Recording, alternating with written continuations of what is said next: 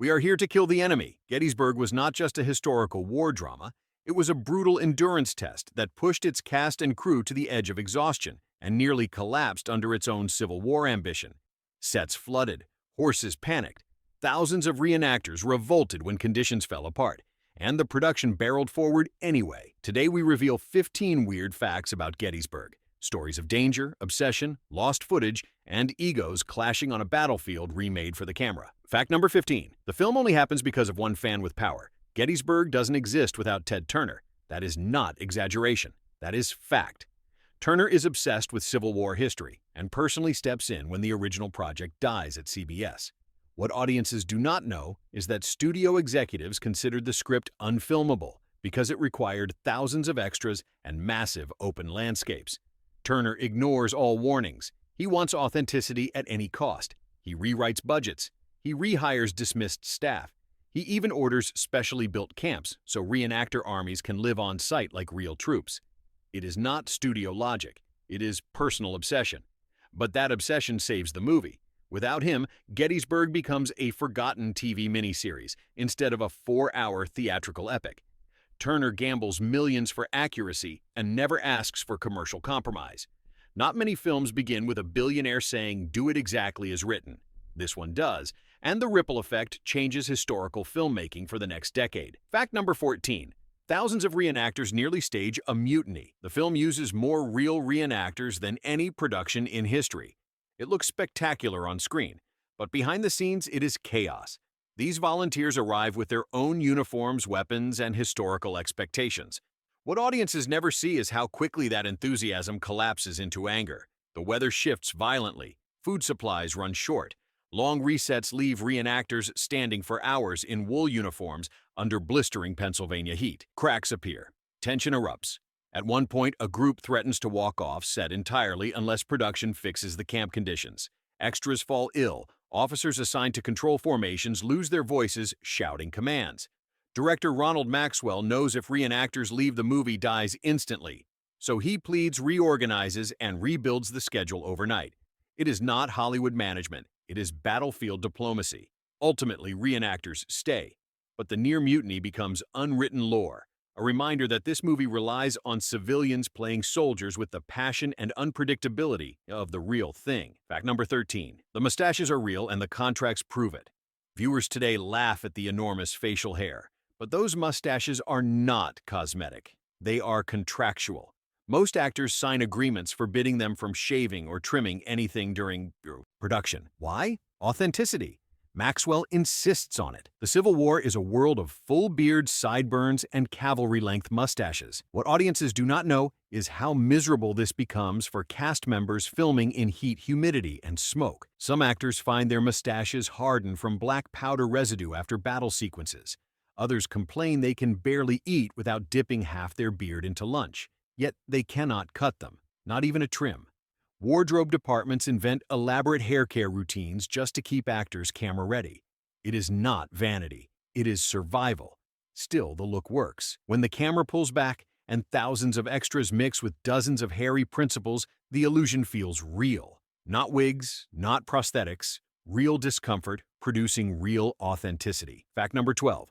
Pickett's charge is shot like a real military operation. Pickett's charge is the film's emotional and cinematic peak, but making it nearly breaks the crew. This isn't choreography. It is logistics. It is not a scene. It is an invasion. Maxwell and his assistants map out troop positions using military diagrams. Every cannon blast must land exactly right. Every line of infantry must move on cue. Thousands of reenactors must form rank without microphones or radios. What audiences do not know is how unpredictable this becomes. Smoke drifts in the wrong direction. Horses bolt. The timing collapses whenever the wind shifts. A single mistake wastes thousands of dollars and hours of daylight. Yet the crew marches forward. They adopt military-style briefings and command structures just to keep order. When the scene is finished, the set feels stunned. Actors cry. Extras hug strangers. It is not performance. It is catharsis. The scale is so overwhelming that even veterans advise the crew to stop filming for the day. They do. Fact number 11. Martin Sheen. Films with a broken foot and hides it. Martin Sheen plays Robert E. Lee with calm authority. But behind the scenes, he fights a quiet personal battle. Sheen injures his foot early in production. Doctors advise rest. Production schedules say otherwise. What audiences never learn is that Sheen spends key scenes leaning on furniture rocks and even his horse to disguise the injury. He refuses special treatment because he believes Lee would never show weakness. The injury gets worse as filming continues. Riding sequences become painful. Standing for long speeches becomes almost impossible. Crew members offer chairs between takes, but Sheen waves them off, insisting it will ruin the mindset. It is not method acting exactly. It is respect for a historical figure he refuses to portray as frail. The result is astonishing. None of the pain appears on film. Sheen's performance stays composed, dignified, and steady. But when the cameras cut, he sometimes can barely walk back to his trailer. Fact number 10. Tom Berenger's makeup nearly shuts down production. Tom Berenger's transformation into generals. Longstreet is one of the film's most convincing pieces of visual storytelling. But that iconic beard and prosthetic work? It nearly derails the entire movie. Berenger reacts violently to the spirit gum and adhesive formula used to attach his facial pieces. His skin blisters. Red patches erupt. Some days he cannot even smile without pain. The makeup team scrambles to adjust formulas. Nothing works. What audiences do not know is how close Berenger comes to quitting. He worries the irritation will scar his face permanently. Production panics. They cannot replace him. They cannot rewrite the script. Losing Longstreet means losing the heart of the film. Here is where the story turns. A specialist is flown in to redesign the prosthetics using breathable materials, typically reserved for medical simulations. It works, barely. Berenger pushes through the discomfort and finishes the shoot. Not flawless comfort, relentless endurance. And before we hit the next fact, go ahead and like and subscribe because the chaos behind Gettysburg is only getting wilder from here. Fact number 9. Jeff Daniels trains like a real soldier until his feet bleed. Jeff Daniels does not treat Colonel Chamberlain as a costume role. He treats him as a responsibility. To play one of the Civil War's most beloved leaders, he trains relentlessly with reenactor officers. Marching drills, bayonet technique, battlefield signaling, not pretend, real movements, real discipline. Daniels insists on learning every gesture Chamberlain used to rally the 20th Maine. But audiences never see the toll. Daniels suffers brutal foot injuries during extended marching sequences. Sand grinds into his boots. Rocks tear through his socks. Crew members offer him softer footwear between takes. He refuses. He wants the gait, the pain, the exhaustion to inform every frame. This commitment pays off in the Little Round Top charge. Daniels moves with the desperation of a man who knows the line cannot break. The sweat, the limp, the trembling arms. None of that is faked. It is performance shaped by physical punishment. Authenticity bought with blisters and grit. Fact number 8. The movie's 4-hour length is not a creative choice, but a battle won. Gettysburg feels intentionally epic. But its 4-hour runtime is not the director's original plan. It is a fight forced by circumstances. The studio wants a 2-hour cut. Turner Broadcasting wants a miniseries. Maxwell wants everything. Every diary entry, every strategic shift, every emotional beat. What audiences do not know is how vicious this battle becomes. Editors assemble shorter versions. They feel lifeless. Characters feel hollow. Historical clarity collapses. Turner watches the pared-down cut and reportedly says, "Where's the movie?" No. That moment saves the film. He orders the full version preserved. Executives push back. A 4-hour film is box office suicide. Theaters refuse to book it. Marketing says it cannot sell. Turner stands firm. "It is what it is," he says. Not compromise. Conviction. The decision transforms Gettysburg into one of the longest theatrical releases of its decade. A sprawling, immersive experience shaped not by commercial logic, but by stubborn historical fidelity. Fact number 7. Real cannons misfire and send actors running for cover. The cannon fire in Gettysburg feels terrifyingly real because it is. The production uses authentic artillery operated by licensed reenactors. What audiences do not know is how unpredictable these weapons are. Black powder burns hotter than expected. Some cannons misfire, others fire late. Smoke blinds camera operators. Shockwaves rattle horses that are already nervous from the noise. During one take, a cannon detonates earlier than planned, sending extras scrambling. No one is seriously injured, but the panic ripples across the entire field. Assistant directors sprint to halt the scene. Wrangler teams rush to calm horses bucking against their reins. Insurance teams demand changes. Maxwell refuses to switch to fake blasts, insisting that real artillery is essential for camera depth and authenticity. So, the crew redesigns distance barriers and firing cues. The cannons stay. The danger stays with them. When viewers feel the rumble of artillery in the ground, it is not sound design. It is the memory of real explosions echoing across a production that chooses authenticity over safety. Fact number 6. One of the most emotional scenes is filmed in total silence. There is a quiet moment after the chaos of battle when Chamberlain reflects on the human cost of war. It is one of the film's most haunting sequences. But behind the scenes, something even stranger happens. Maxwell orders total silence on set. No chatter, no movement, no equipment noise, nothing. He wants the cast to feel the emotional hangover left behind when the gunfire fades. What audiences do not know is that this silence changes everything. Extras stop joking. Crew members stand frozen behind their monitors. Daniels prepares for the scene surrounded by an unnatural stillness. Wardrobe workers reportedly cry off camera because the mood is so heavy. Daniels delivers the monologue with a softness that feels raw and unrepeatable. It works because the silence is real. Not a soundstage illusion, a collective emotional pause. The moment lingers on set long after cameras cut. Not performance, resonance. Fact number 5. Richard Jordan's final performance changes the film's emotional core. Richard Jordan delivers a quiet yet devastating performance as Louis Armistead. What most audiences never realize is that Gettysburg becomes his final film. Jordan is already gravely ill during production. He hides it. He works anyway. He cares more about honoring Armistead than protecting his failing strength. The crew knows he is struggling, but not how serious it is. Jordan pushes through long takes, even when he can barely breathe between lines. What audiences do not know is how the cast reacts after discovering the truth.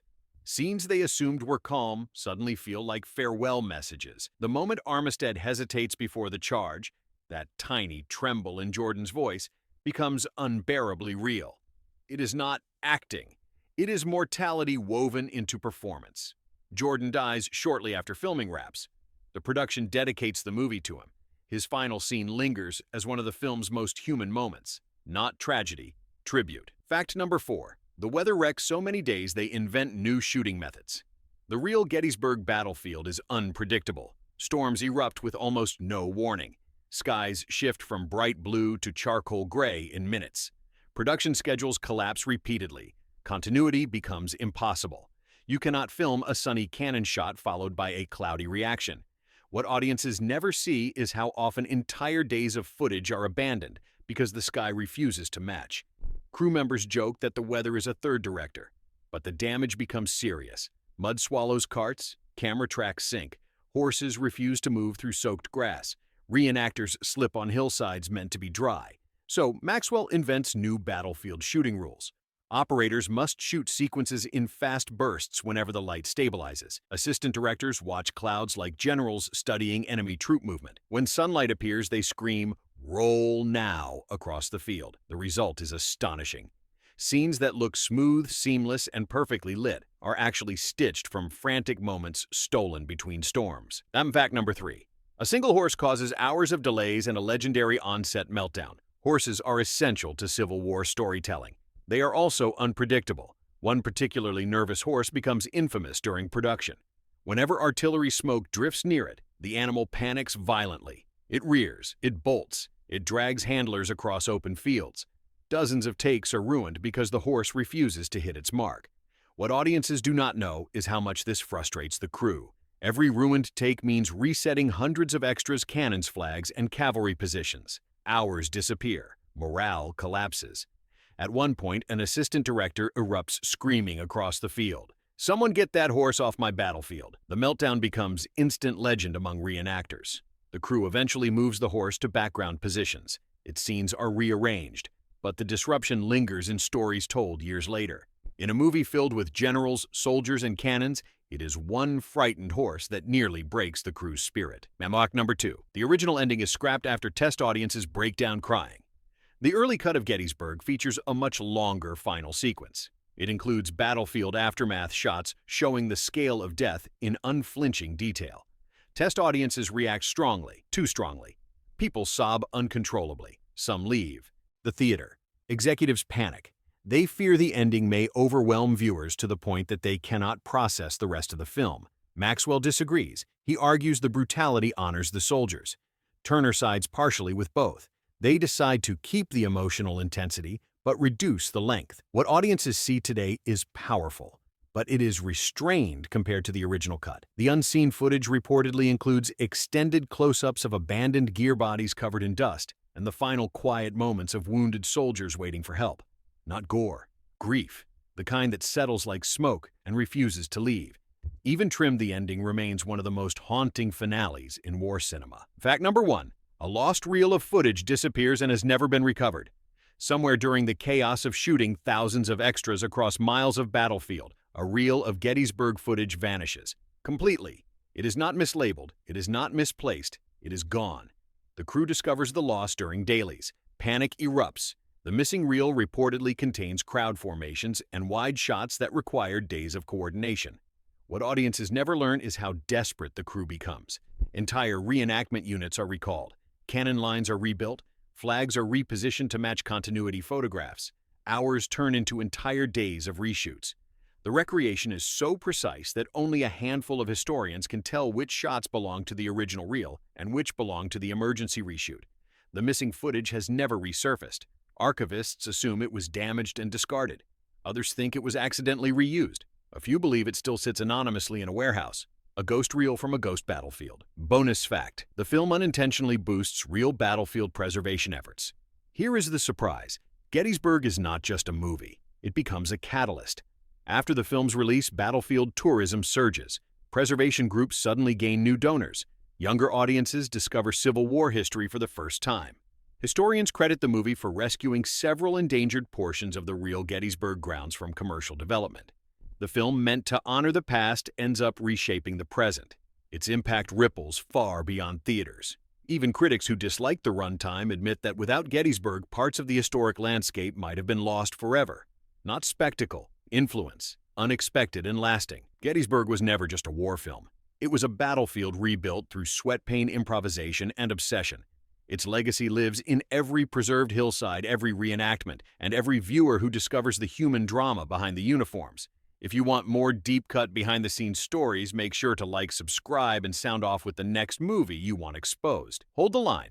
The next story begins soon.